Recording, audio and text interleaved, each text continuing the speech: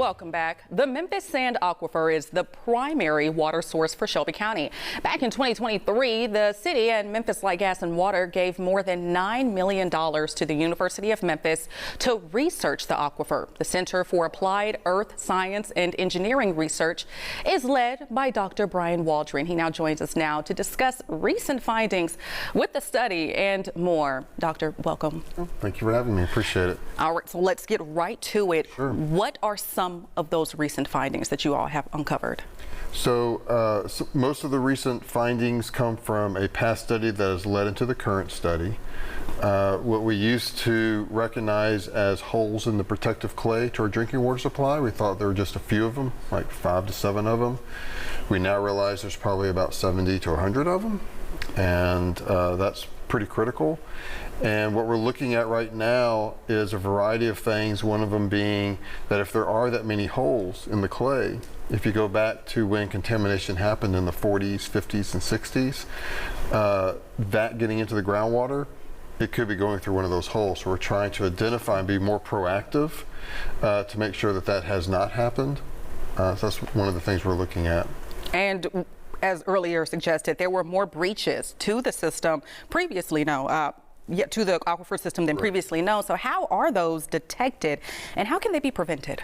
So 2 really good questions. One, some people think that they were created by our activity. That's not the case. They existed millions of years ago. The unfortunate thing is, like you mentioned, how do you find them? They're hidden. There is no surface manifestation where we can go over and say, oh, there's a breach over there because of XYZ. So they are hidden, and in order to find them, we have to use some pretty clever technology that we go throughout the city and do some mapping to see beneath the ground. We really rely a lot on the community to help us with that. What can we do to prevent them? Well, again, we don't create them. They've been existing. One of our studies had looked at, can we fill them in? Not really. So when it comes to the water for citizens, what does this mean? Why are we concerned about these breaches? So, you know, first and foremost, I think whenever we talk about the aquifer and potential threats, and we say the word contamination, you know, to make clear that the water is safe to drink. You know, you can turn on your faucet, drink it. It's great. MLGW checks it every day, so that's good. So the point is, we're not being reactive to something that has happened. We're being proactive to make sure that something isn't going to happen. So, you know, what we are wanting to do is to use some of our technology to find where these could, if there is contamination, where it's going, so that we can stop it before it contaminates more of the aquifer or hits one of our wells, things like that. So what type of contamination are we referring to?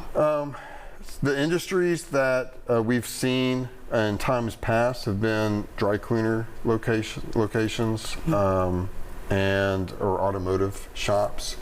Again, it's not contamination that happened yesterday. This is decades, or more than half a century ago, before the Clean Water Act, when waste disposal, they just kind of dumped it out the back door, literally. That's what we're dealing with. The thing is that, you know, even though it happened over half a century ago, our groundwater moves so slow. It moves about, in some places, about a sugar packet length a day. That's pretty slow.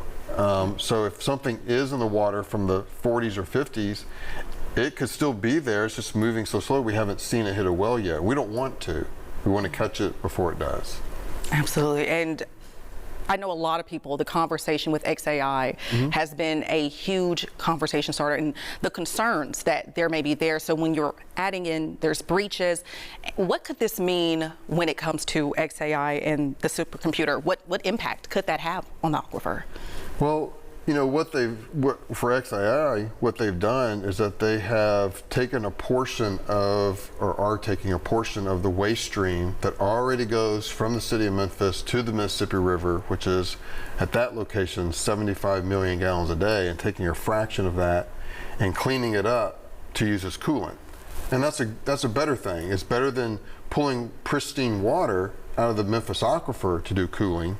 they're actually going to use something that's already going to the Mississippi River and being wasted down. They're going to clean it up, and I'm not sure about this, so don't hold me to it. But I think they're going to clean up more than what they need, so that other industries in the area could also benefit from that clean water. So from the water side, it's a good thing. And I understand all of the findings. You all plan to present this to the community through a public information session. Can you talk about that, when and where that'll be taking place? Certainly. We are doing a public forum. It is this coming Monday, June 23rd, at the main library, the Benjamin Hooks Library, from 6 to 7. It's free.